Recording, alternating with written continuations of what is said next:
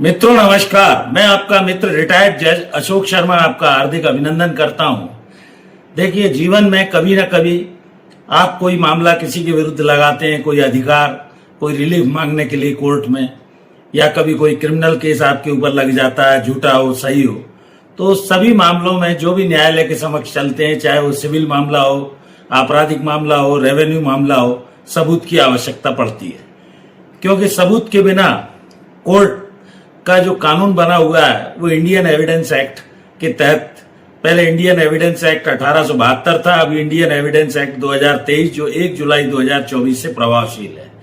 सबूत के बिना best evidence must be given in all cases, ये कहा जाता है।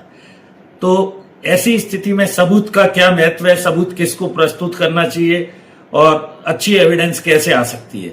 कोर्ट में सबकी जीत के लिए साक्ष्य का होना जरूरी है। कोई भी साक्ष्य जब आप मामले में प्रमाणित कर देते हैं, प्रूव कर देते हैं, और तो आपकी कहानी में जीत हो जाती है। यदि आपके पास प्रमाण सबूत ढंग के नहीं है तो आपका सच सिर्फ दावा बनकर रह जाता है, ये आपको जानना चाहिए।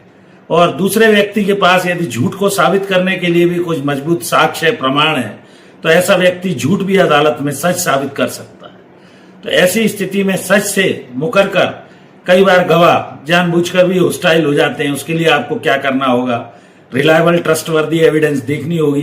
कोई विटनेस आपके हैं। एक मामले में सुप्रीम कोर्ट ने state of Kerala versus KB.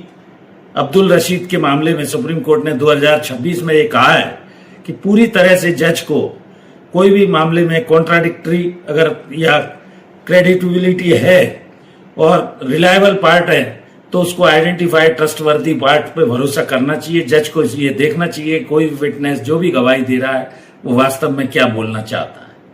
इसके अलावा मैं कुछ महत्वपूर्ण बातें इस वीडियो में और बताने जा रहा हूं। सबूत का अपना एक अलग महत्व होता है।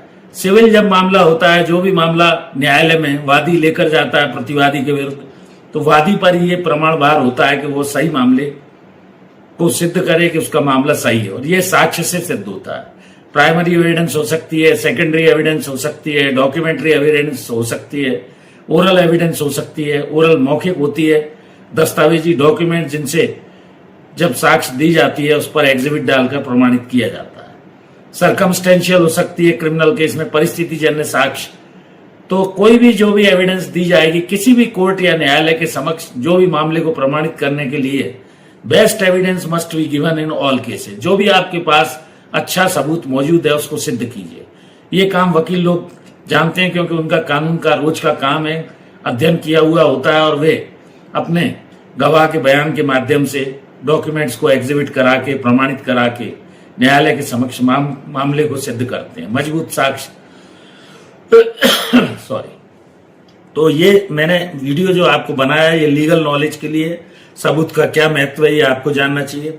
यदि क्रिमिनल केस है तो अभियोजन पर, स्टेट पर यह प्रमाण करने का भार होता है कि कोई भी विक्टिम है जिसकी चोरी हुई है, जिसके साथ लूट हुई है, जिसके साथ कोई अन्य अपराध, एक्सटॉर्शन हुआ है, किडनैपिंग हुई है, मर्डर हुआ है, रेप हुआ है, उसके बयान वो कोर्ट में कराते हैं। और अच्छा सबूत, जो अन्य साक्ष्य जो भी आती है, आई विटनेस है, अन्य कोरेबोरेशन होना चाहिए, रिलायबल ट्रस्टवर्दी एविडेंस होना चाहिए। कई बार गवाह जानबूझकर, जैसा मैंने अभी एक केस आपको बताया, तो क्रेडिट वर्दी रिलायबल एविडेंस पर ही न्यायालय भरोसा करता है, आइडेंटिफाई करता है, ट्रस्ट वर्दी पार्ट पे न्यायालय भरोसा करता है। सच अगर मुकर गया है तो ये कूट परीक्षण का मौका होस्टाइल विटनेस पर करने का कोर्ट देता है, इसके लिए अनुमति लेनी होती है। कुल मिलाकर सारा जो मामला है अदालत का, चाहे वो किसी भी नेचर का केस हो, प्रकृति का हो, बेस्ट एविडेंस पर आधारित होता है। और बेस्ट एविडेंस जो भी आपके पास उपलब्ध है, अच्छा साक्ष्य सबूत का जो भी, चाहे वो मौखिक साक्ष्य हो, चाहे दस्तावेजी साक्ष्य हो, चाहे चश्मदीद साक्ष्य हो, चाहे सर्कमस्टेंशियल एविडेंस हो, मैंने अलग अलग वीडियो इस चैनल पर डाले हुए हैं। आप उन्हें देखकर अपने मामले को प्रमाणित कर सकते हैं। वकील की सहायता लीजिए, लीगल उन्हें नॉलेज होती है, कोर्ट का पूरा प्रोसीजर पता होता है। आप चाहे LLB किए हुए हों, प्रयास कीजिए कि आप किसी अच्छे वकील की सहायता लेकर अपने मामले में विजय हासिल करें। तो मैंने सबूत का क्या महत्व है ये बताया। जुड़ जाइए ऐसी ही जानकारी के लिए पैरामीटर ऑफ लॉ चैनल से। हृदय से साधुवाद देता हूं।